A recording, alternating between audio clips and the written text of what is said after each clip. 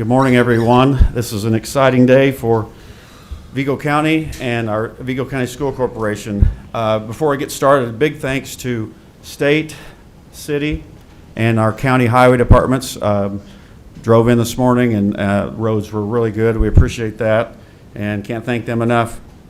Right now, I would like to introduce everyone that is sitting here on the platform.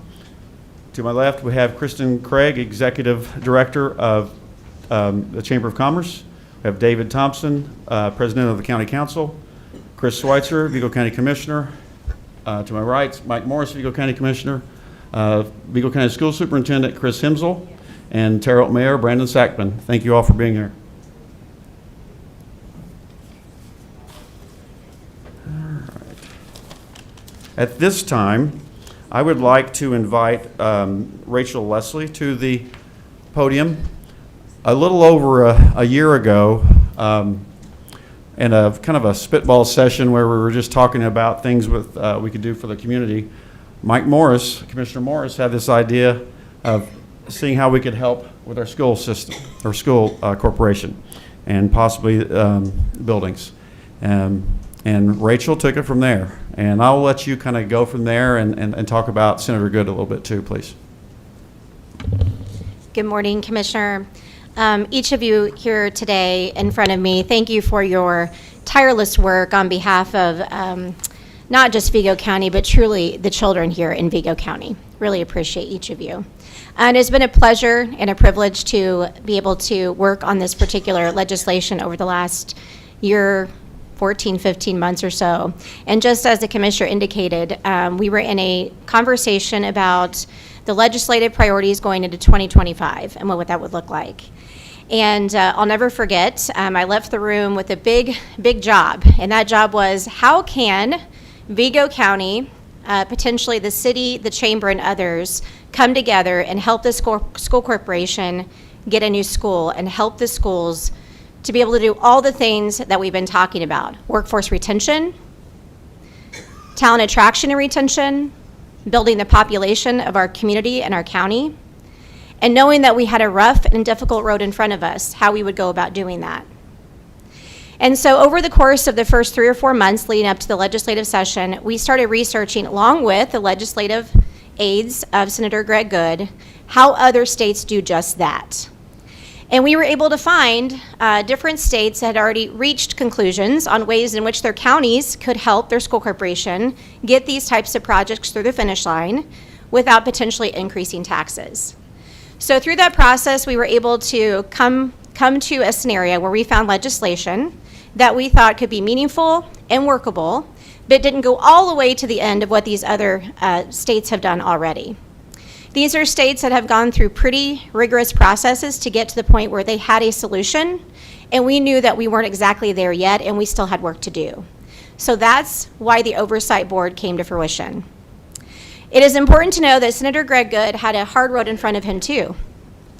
If you haven't been through the legislative process, the bill first has to drop. It has to be approved by the committee so that the committee will actually hear the bill.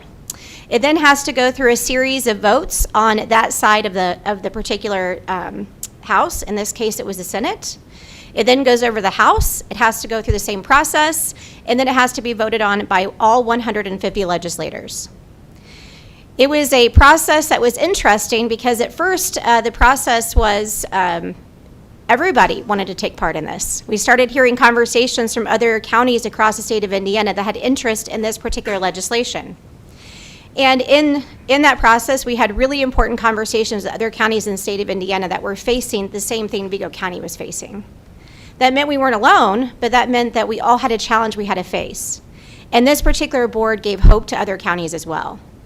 And I can tell you, in the last 2 weeks of session, we already have other counties still talking about this particular bill, talking about the journey that this county has been through over the last 3 months to get to this process and get to this point today. Very exciting day. And we are being watched by other counties across the state of Indiana. And I assure you, at some point in time during this legislative process, I'm sure Senator Good's going to get a tap on his shoulder from another senator or legislator asking for help in ways in which we can potentially come along the side to see if we can get to that point for them too. With that being said, we wouldn't be here today without Senator Greg Good. So I would like for us all just to recognize that. I wish he could be here this morning, but I want to personally thank him. I want to thank each of you here today. Obviously, today is really when the process begins and the hard work begins. But with that being said, I will tell you we're being watched. So let's work carefully and diligently and cautiously, but optimistically. So I'm happy to take any questions, but it is a privilege to be here today, Commissioner, and I appreciate you. Well, thank you and your team for all you've done. Obviously, we couldn't have done this without you. And we do also thank Senator Good. I just still can't believe that this happened in one session. I mean, we talked about it over a year ago, how hard of a process this could be, and to get it done that quick shows how good you guys are at your job and how good Senator Good is. Thank you. Appreciate it. Thank you so much. Yeah. I would also like to acknowledge we do have two of our other council members here, Nancy Alsop and Vicki Wager. Thank you for being here. I don't believe I see any other council members, but thank you all for being here and being a part of this process. Over the past several months, we have talked a great deal about transparency, collaboration, and making sure that the public has a clear voice in the decisions ahead. The creation of this Oversight Board was designed with those goals in mind, and I am proud to say that the process we used to select its members reflects exactly that. To encourage broad participation, the appointing entities opened an application process and invited residents who were interested to apply. And I have to give credit to Commissioner Schweitzer, because I think it was the next morning we talked, and you said, I think we need to open this up to let people apply. And we had ideas who we thought would be good for this board, but this was a great process, and we ended up, I think, selecting people that we never even had on our radar. So I think that says a lot about this process. So thank you, Commissioner Schweitzer, for that idea. To encourage broad participation, the appointing entities, I already said that. While we hope to see even more residents step forward, the 21 applications we received represented a very strong pool. We were impressed by the quality of the applicants and grateful for those who took the time to apply and express their commitment to the future of our schools. Earlier this week, representatives from all nominating entities met together to review every application as a group. We used a shared scoring rubric to evaluate qualifications, experience, and community perspective. We discussed the top scoring applicants openly and thoroughly. In the end, we reached unanimous agreement on the 4 appointed members. The statute designates the 5th member, who is the current president of the VCSC Board of Directors. Again, I want to take a moment to thank everyone who applied. Your willingness to step forward is greatly appreciated. I also want to acknowledge that all members of the Oversight Board will also complete a conflict of interest disclosure, confirming that they do not personally or professionally stand to benefit from any facility projects the Vigo County School Corporation may pursue. This step ensures that the board's work remains focused solely on what is best for students, taxpayers, and the community. At this time, I am pleased to announce the members of the Oversight Board. As I announce you, would you please come up and take a seat at the board table here, and later on we will open up for questions. First is Mark Elliott. Mark is Vice President of Finance and Accounting at Thompson Thrift. Mark brings experience in financial operations, construction, budgeting, and long-term project planning. His ability to analyze complex financial structures made him a strong choice for the board. Mark, I believe, is a lifelong resident, and he has 2 young children that will be attending Vigo County schools. Congratulations, Mark.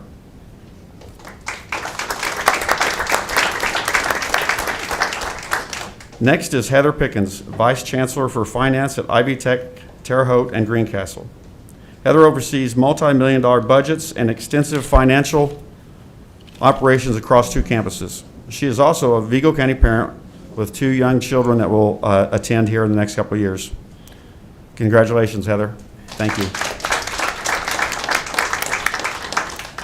Our third appointee is Mark Matheny, a financial advisor with Edward Jones and a lifelong Vigo County resident. I know that because I've known him since he was like 8 playing bitty basketball and Little League.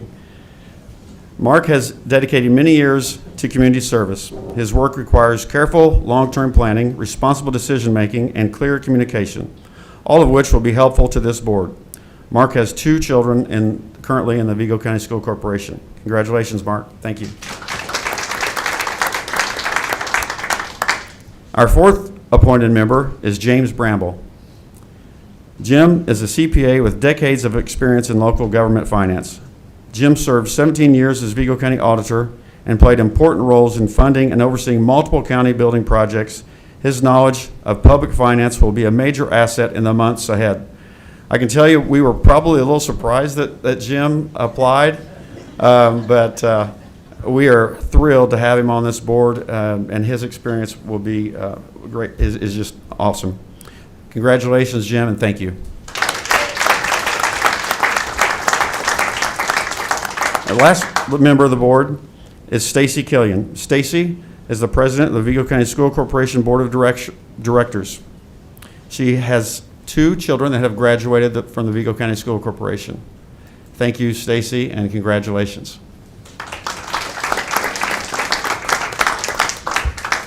We are confident that this group brings a strong balance of financial knowledge, community involvement, and long-term perspective. Most importantly, each of them demonstrated a clear commitment to serving this community responsibly. Before we close, I want to again express my appreciation for the collaborative approach taken by all appointing entities. Everyone came to the table with the same goal, which was to make thoughtful and fair selections on behalf of the community. I believe the unanimous agreement on all 4 appointed members speaks volumes about the strength of that process. At this time, I would like to invite representatives from the other nominating entities to share a few words if they would like. I will start with Commissioners Schweitzer and Morris. Yeah, I mean, this has been an incredible process, from the State House to the council meetings to the consistent conversation with community members across the county, just talking about what this Oversight Committee would be and how we're not trying to take any place of what the school board does, what the mayor does, or anything like that. We're just trying to be an intermediary for the community to make some big decisions on behalf of the community. So I'm just really excited that we finally got to this day. It seemed at some point that we may never get here, and it's super cool to see these people sitting in front of us and what's going to happen next. Yeah, I'm very excited about the process. The applicants, any of the people that applied would have served well on this board. It's just a great day, I think, in the community. Those people that applied need to go probably to the school board meetings now a little more on a regular basis, and they can have input on how these programs develop. So that's they can continue their involvement there. Glad to, again, just tickled to death with this group. And I think one of the big concerns is time frame that people are going to have to dedicate to this process. So this group will do our community a good job. Thank you. Council President Thompson, you have anything you'd like to add? Thank you. Yeah, this was a unbiased process. I can say that from my side of it. I don't think I knew any of, well, other than Mr. Bramble, I don't think I knew any of the applicants prior to this process. So the way all of it worked out, I think was a good process. I am excited about the future of this board. They come from several other applicants. How many applicants do we have in total? 21. 21. And I really think that any of the other ones could have fit on this board as well. So great resumes, and really looking forward to the future. Thank you. Kristen Craig. I would just add, I was so pleased with the quality of the applicants that we received through this process, and it just shows how many people deeply care about this community and are deeply committed to moving it forward. We could have chosen any of those individuals, and I would have been able to say the same thing. I'm really excited for this group, and I'm also really excited just to see this process continue to move forward and make our community better. So thank you. Mayor Sackman. Yeah, I really want to echo the consistent comments of the quality of applicants that we received. Do really want to publicly thank some 4 individuals. First, Council President David Thompson for the work being done the last couple of months, and the next 3 are 3 councilwomen: Vicki Weger, Nancy Alsop, and Brenda Wilson, and then a 5th individual, Councilman Brad Anderson. It's always good to get their feedback, their comments. They've got decades of experience, not just in local government or in schools, but in life. So their perspectives really shaped my thoughts during this process. I cannot thank them enough. It's been fun getting grilled by those 5 council members the last couple of months and getting to know them more, but I have such immense respect for that group and cannot thank them for the time that they gave me the last couple of months to really look at this problem holistically. Dr. Hemsel. Push this, okay. First of all, thank you. Thank you to Rachel and RGL for the work that they did at the State House. Thank you for Senator Good and all the other representatives and senators who worked throughout that session. Our county commissioners for initiating the idea and being patient with us throughout. Our county council people who have come alongside of us and are willing to investigate this further to find out if a partnership is of value for us to move forward. We began in January of 2024, formally taking a close look at our schools, a demographic study, a deep dive into our finances to find out how can we create opportunities for each and every child. Not some of our kids, but every single one of our kids. And in order for us to meet the needs of every single one of our kids, we're in a position where we either have to raise taxes or form a partnership. And we're excited about the possibility of forming a partnership so that we can avoid raising taxes as we try to meet the needs of every single high school kid in our community without having to pick sides of one side of the river or the other side of the river. And that's an important aspect of this. The plan, we understand, is going to be presented publicly, even though we've done it publicly before, since January of 24 through June of 25. We had very public aspects of presenting aspects of the plan, community forums, different aspects of that. We're willing to do that again because one of the things we've learned throughout this process is more and more people are engaged in paying attention to what we're talking about, and that's good for our community. We know that it deals with the realities of meeting the needs of each and every child, the realities of our enrollment, and the realities of financing. And for those of you who are unfamiliar, in 2008, school financing has changed dramatically in terms of what we can and cannot do and how we have to try to live within those means. And I mentioned that particular date because that's when property tax caps came into play, and Senator Luke Kenley was one of the authors of the bill that created property tax caps. And I believe that one of his visions, one of the things that he talked about when lobbying for that bill, was to create opportunities for local government to partner with one another. And I feel proud to be one of the first counties in the entire state of Indiana to take that seriously and bring all of our entities together. Thank you. Thank you, Dr. Hemsel. I hadn't planned on saying anything else, but listening to folks talk about the process, it does make me think a little bit. It was a difficult process. There were a lot of sleepless nights. There was some ugliness at times. But in the end, I think it made me a better person, and I think it made all of us think more, look at other sides of the issue, and it also brought new people to the table. 3 of them are sitting right up here right now, and I couldn't be more proud of that. The fact that we saw students come forth, get involved in the process, and the young adult families. It has been, is one of the, so far, one of the best accomplishments of my professional career. So we've got a lot of work to do, but I cannot tell you how excited I am for today and the 5 people that we have in front of us that will help lead us to the next chapter of this story. Before we close, I just want to let everybody know that Monday at 2:30 will be the first board meeting for the Oversight Board. This will be located in the Commissioners' Conference Room.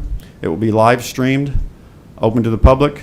This will probably be mostly an organizational meeting. but everyone is invited. And that concludes our program, but we will open it up. We have some news media here, and if you would like to ask anyone questions, we are happy to answer them.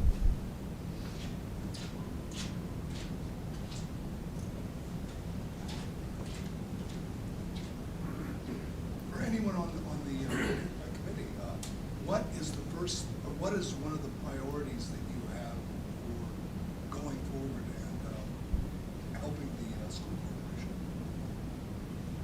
You can pass around those mics if you want there, if anybody wants to answer or would like to answer.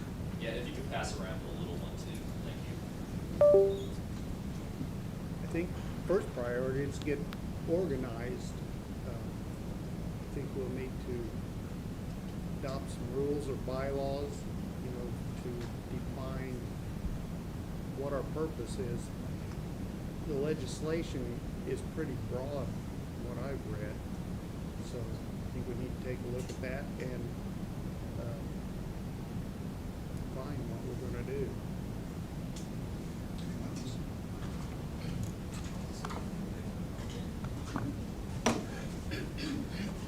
Just want to give a big thank you for all those that have put forth a tremendous amount of effort already.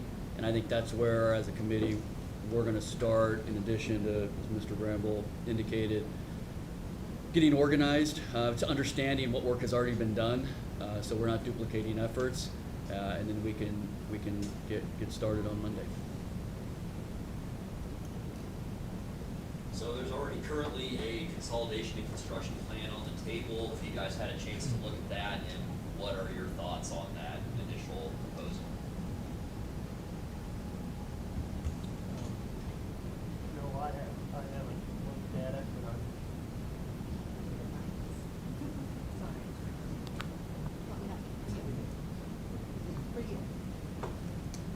that's something that I personally need to do is take a close look at that. All I really know about it now is what I've read in the newspaper and seen on the media. So I need to take a close look at those documents.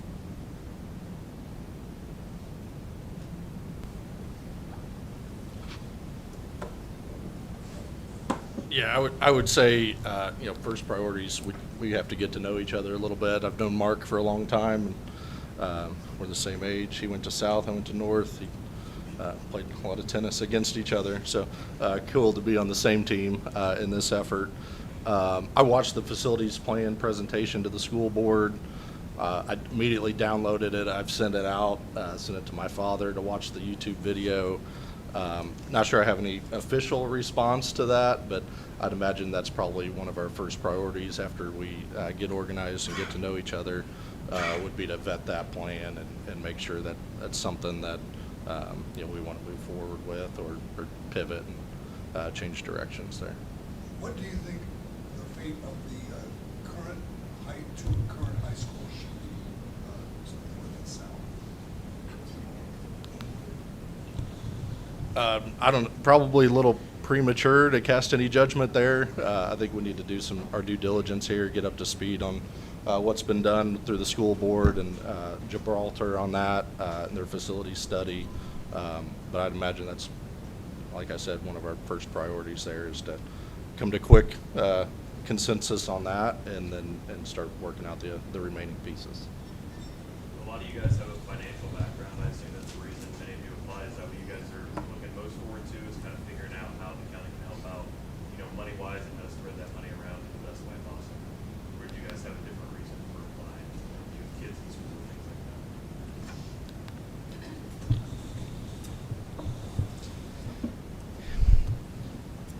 In my mind, money is just a tool. The real why behind it is I know for several of us that have grown up in the community, we owe a lot to this community, and I think it's our turn now to start giving back. And this is it's a focal point in Vigo County history, and we need to make sure that for my kids and future generations that they've got an ideal place to learn and grow. And so money's just a tool. It'll help us get to where we need to go, but excited to get to the end goal of what the the corporation has in mind for learning as we go forward. Yeah, so I'm somewhat newer to the community, but I do have 2 young children, so this is a pretty heavy topic in my house. And so I think personally I'm pretty passionate about transparency and accountability in the decision making. And so strong oversight, so this board is essential in kind of maintaining that trust with our stakeholders, but also upholding the values that guide this decision making.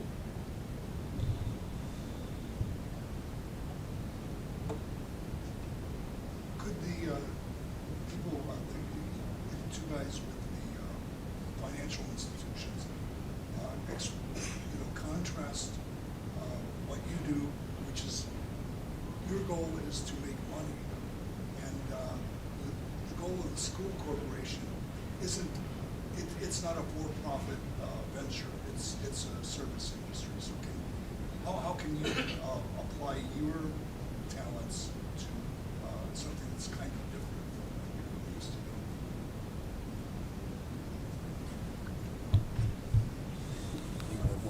doing? Yeah, I'm not sure I wanted this, but it's a little awkward passing the mics back and forth. I guess to answer your question, I have an accounting and finance background. That's what I've done since I graduated from Indiana State University 15 years ago. But specifically, I do that for a real estate development company, and ultimately facilities and budgets, fiscal oversight, that's what I've done for 15 years.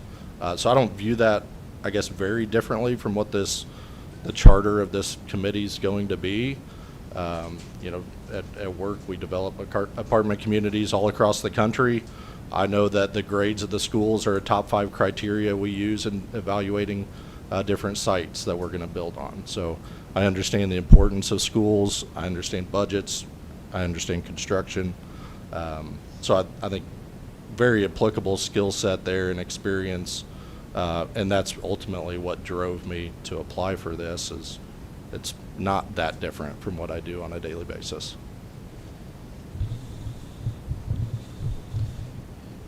So what are some, you go ahead, sir.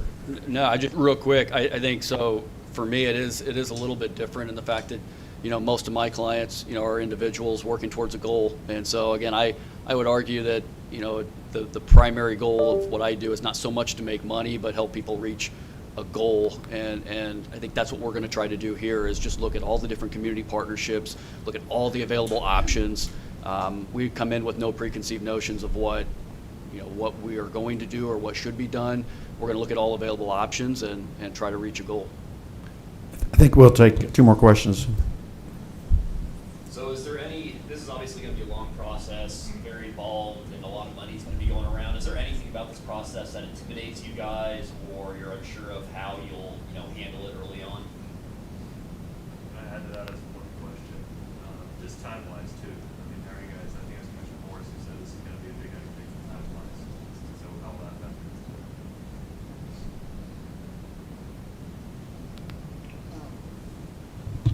I'm not intimidated by it. It's not it's not unlike things that I've done before.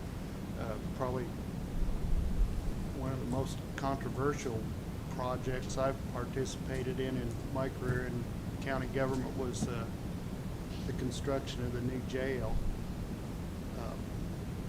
That was a drawn out and painful process, but we got it done. This, I think, would be a more rewarding process. You'll wind up with something that'll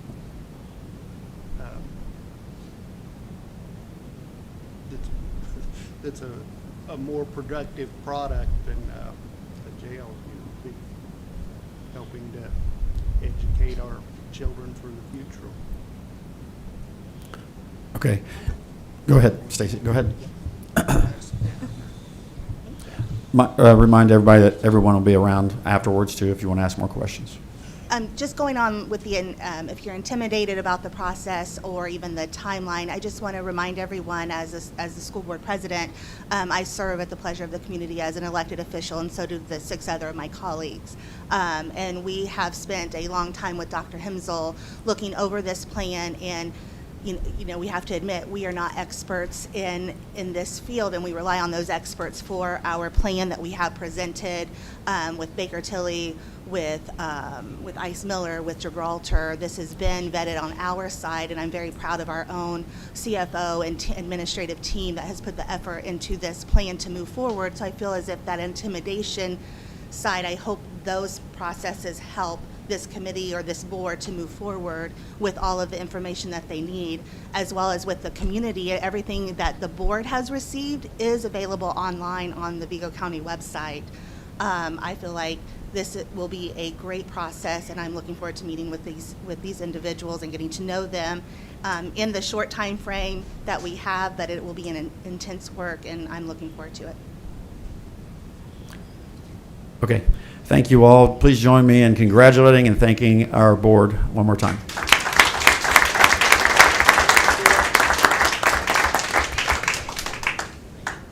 You